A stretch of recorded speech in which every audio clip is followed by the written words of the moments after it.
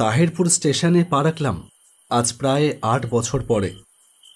পা রেখেই বুঝলাম তাহিরপুর ৮ বছরেও নিজেকে তেমনভাবে বদলাতে পারিনি।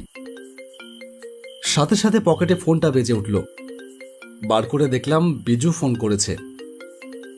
হ্যাঁ ভাই বল। কিরে, কত দূর? এই তো ট্রেন থেকে নামলাম সবে। সরি রে, আমি তোকে আনতে স্টেশনে যেতে পারলাম না। হঠাৎ করে একটা কাজ পড়ে গেল। তুই এক কাজ কর না, টোটো ধরে চলে আয়।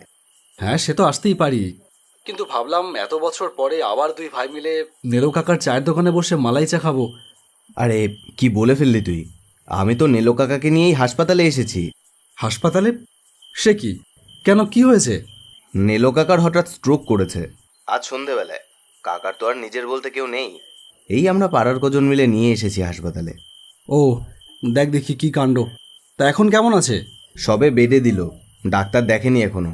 দেখুক, এখনো কিছু বলা যাচ্ছে না। আচ্ছা আচ্ছা ঠিক আছে, আমি তাহলে আর বাড়ি গেলাম না, আমি একবারে হাসপাতালেই আসছি। আসবি? ঠিক আছে, আয় তাহলে, ভালোই হবে। একসাথে বাড়ি চলে যেতে পারবো খন। আচ্ছা ঠিক আছে, আমি এক্ষুনি আসছি।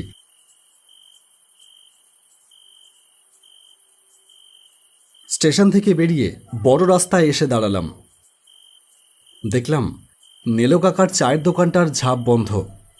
তাহিরপুরে এলেই নেলো কাকার চায়ের দোকানে আমাদের ঘাঁটি। কত আড্ডা হয় এই দোকানে। খুব খারাপ লাগছে নেলো কাকার কথা ভেবে। বড্ড রসিক মানুষটা, খালি গলায় ভীষণ ভালো বাউল গান গায়। দেখলাম সামনে দিয়ে একটা টোটো আসছে, হাত তুলে তাকে দাঁড় করালাম। দাঁড়ান দাঁড়ান দাঁড়ান। টোটোটা দাঁড়ালো। টোটোওয়ালা বলল, আরে বুম্বাদা যে, কখন আইলি? আরে এই তো সবে মাত্র। ওইটা পর বাড়ি যাইবি তো? আমি টোটোয় উঠে বসলাম। তারপর বললাম, না না বাড়ি যাব না ভাই, একটু হসপিটালে যাব, চল। সুখেন টোটোটা চালিয়ে দিল। হসপিটালে যাইবি কেন বুম্বাদা? আরে তুই শুনিসনি নেলো কাকা হসপিটালে ভর্তি?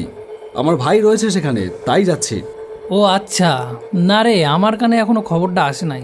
ওই লিগাই তো ভাবতাছি, নেলো কাকা তো দোকান বন্ধ রাখে না। এরপর নানান কথাবার্তায় রাস্তা এগোতে থাকলো।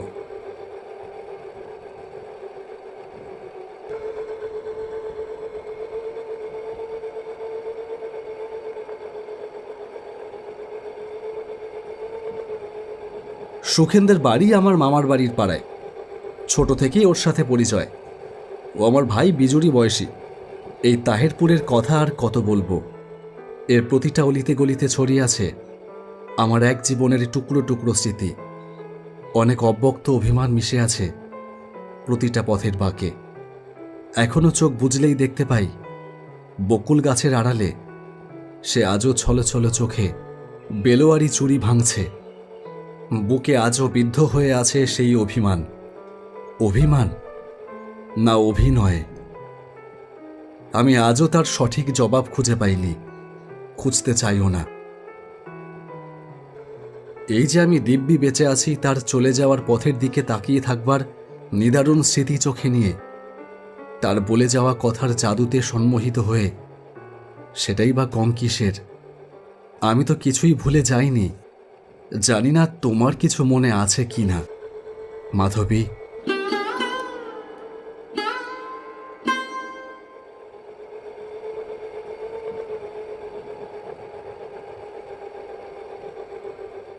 কিছুক্ষণের মধ্যেই হসপিটালের সামনে আমাদের টোটোটা এসে দাঁড়ালো।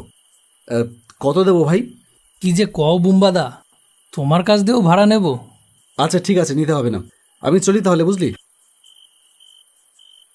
কাল সকালে ওই বাড়িতে আসিস, দেখা হচ্ছে তাহলে।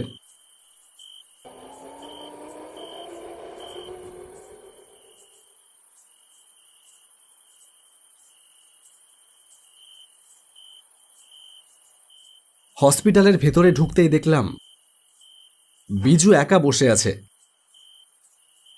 আমি বললাম, কিরে ভাই, তুই একা কেন? আর সবাই কোথায়? আর সবাই বলতে সুখেন আর নিতাই এসেছিল, ওরা চলে গেছে। আমিও চলে যেতাম, তুই আসবি তাই বসেছিলাম। নেলো কাকার খবর কি? ডাক্তার দেখলো? হ্যাঁ দেখেছে, অবস্থা খুব একটা ভালো না রে দাদা, যখন তখন অবস্থা। এখান থেকে বলছে কাউকে একটা থাকতে, কিন্তু কে থাকবে বলতো? ওদের বললাম, কিন্তু ওরা কেউ থাকতে রাজি হলো না। ও, তা নেলো কাকার আত্মীয় স্বজন কাউকে খবর দেওয়া হয়েছে? আরে এ এক অদ্ভুত অসহায় মানুষ। কোথাও যে কোনো আত্মীয় স্বজন আছে তার কোনো টিকিরও খোঁজ পেলাম না এতদিনে, তাই কাউকে খবর দিতে পারিনি। তাহলে এক কাজ কর, আমরাই বরং রাতটা থেকে যাই। মানুষটাকে এইভাবে অবহেলা করে চলে যাওয়াটা বড্ড অমানবিক হবে। ঠিক আছে, থাকি তাহলে। কিন্তু তুইও থাকবি? হ্যাঁ। দেখ দেখি, তুই সবে এলি। আরে তাতে কি হলো?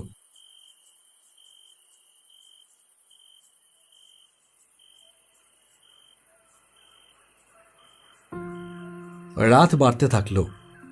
হাসপাতালের বেঞ্চে বসে আমরা দুটি ভাই, আর কেউ কোথাও নেই। এটা আসলে হাসপাতালও ঠিক নয়, এটা গ্রামীণ স্বাস্থ্যকেন্দ্র। এখান থেকে সিরিয়াস পেশেন্টদের ট্রান্সফার করে দেয় কৃষ্ণনগর সদর হসপিটালে। সেই সব এমার্জেন্সি পেশেন্টদের অ্যাম্বুলেন্সের শব্দ শোনা যাচ্ছে মাঝে মাঝে। পাশে বসে বিজু ঘুমোচ্ছে অঘরে। আমার ঘুমে চোখের পাতা বুজে আসছে। এই স্বাস্থ্যকেন্দ্রের আশেপাশে তেমন লোকবসতি নেই, কেবল ফাঁকা মাঠ। সেই সব ফাঁকা মাঠে রাতের বেলা শেয়াল সহ অন্যান্য বন্য জন্তুর তাণ্ডব চলে। তার দু একটার আওয়াজও ভেসে আসছে মাঝে মাঝে। ঘুমিয়ে পড়া আর অপেক্ষা করা ছাড়া আর কিছুই তো করবার নেই, তাই ঘুমিয়েই পড়লাম।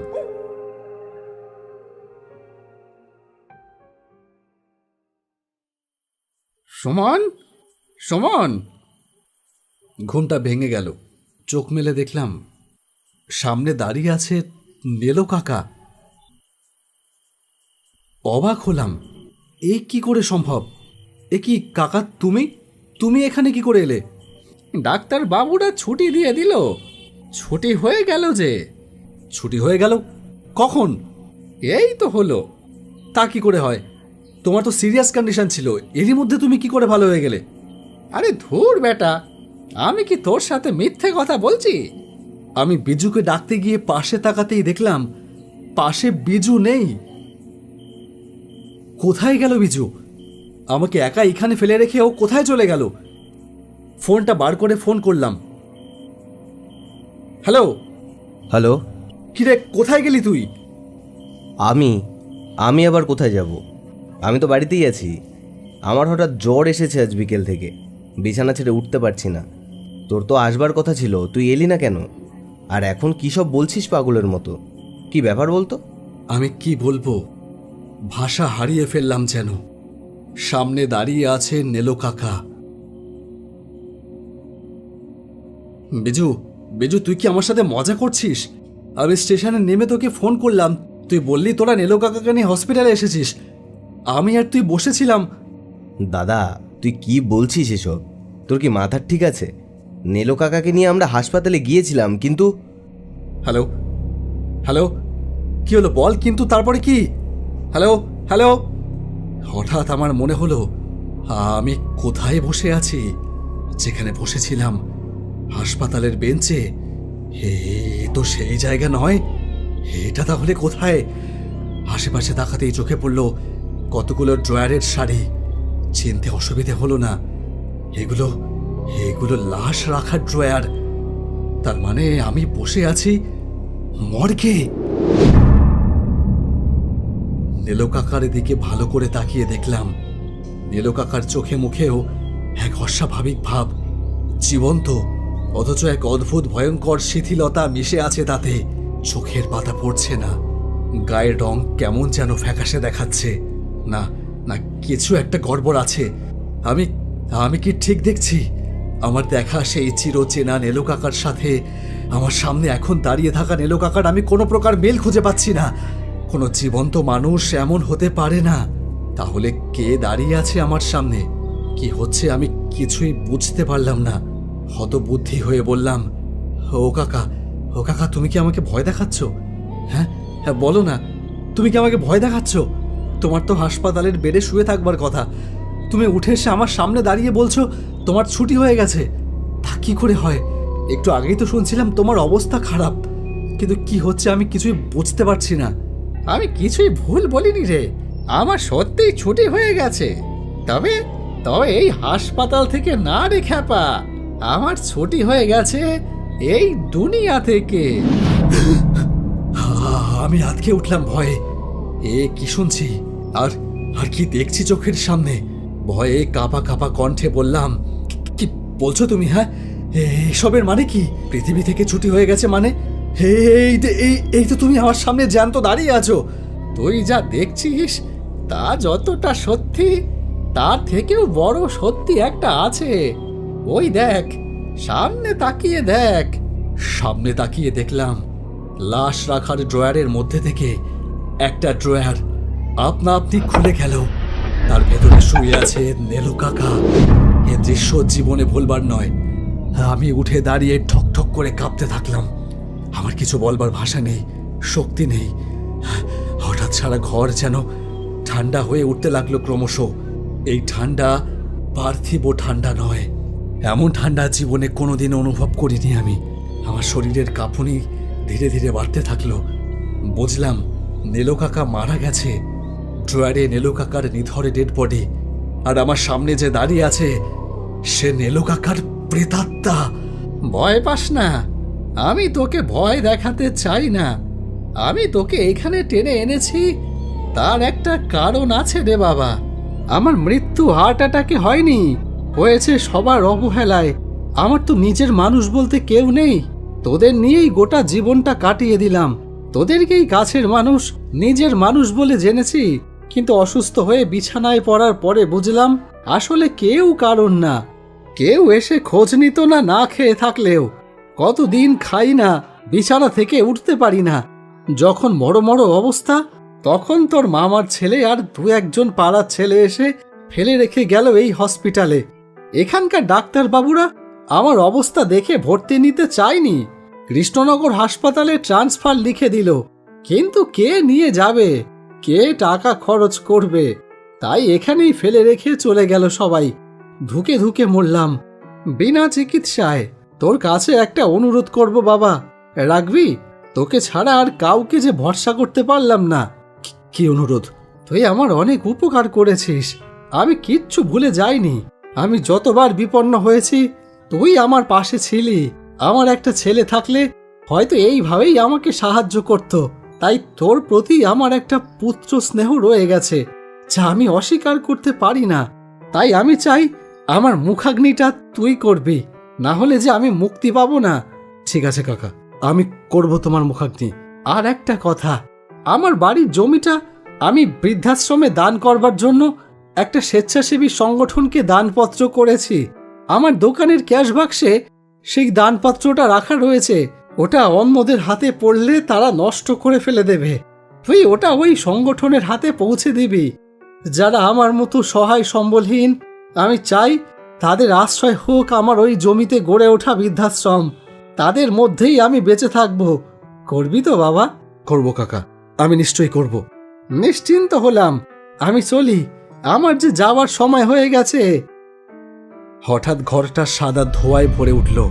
তার ভেতরে আর নেলু কাকাকে দেখতে পেলাম না। সে যেন অদৃশ্য হয়ে গেল সেই ধোঁয়ার ভেতর কোথাও।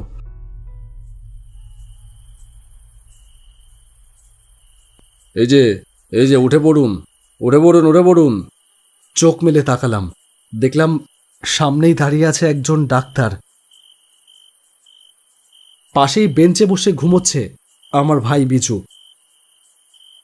আপনাদের পেশেন্ট মারা গেছে, আপনারা বাড়ি চলে যান। সকাল 10টার পরে এসে বডি নিয়ে যাবেন। ডাক্তার চলে গেল। আমি হতভম্ব হয়ে বসে থাকলাম। স্বপ্ন দেখলাম?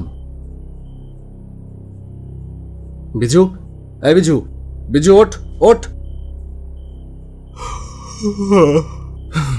কি হলো? নেলু কাকা মারা গেছে, ডাক্তার এসে এইমাত্র বলে গেল। কি বলছিস? নেলু কাকাকে কৃষ্ণনগরে ট্রান্সফার করা হয়েছিল। তোরা নিয়ে যাসনি কেন? তুই কি করে জানলি? নেলু কাকা তোদের সবার জন্য সাধ্য মতন অনেক কিছু করেছে। যখন যারা বিপদে পড়েছিস তখনই নেলু কাকা টাকা দিয়ে হোক, তোদের পাশে থেকে হোক সাহায্য করেছে। তোদেরকেই আপনজন মনে করেছে।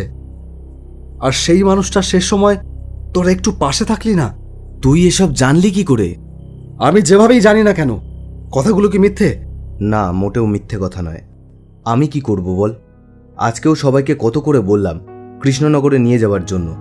কেউ রাজিই হলো না, সবাই সবার ব্যক্তিগত কাজ দেখিয়ে চলে গেল। আমাদের তাহেরপুর আর আগের মতো নেই রে দাদা, মানবিকতা হারিয়ে গেছে।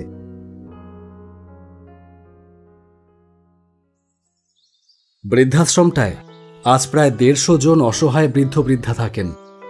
আমি তাহিরপুরে আসি মাঝে মাঝে শুধু এই বৃদ্ধাশ্রমটার জন্যই। এর সামনে এসে দাঁড়ালেই এক অদ্ভুত শান্তি অনুভব করি। মনে হয় নেলো কাকা বুঝি সামনে দাঁড়িয়ে পরম তৃপ্ত চোখে আমার দিকে তাকিয়ে আছে।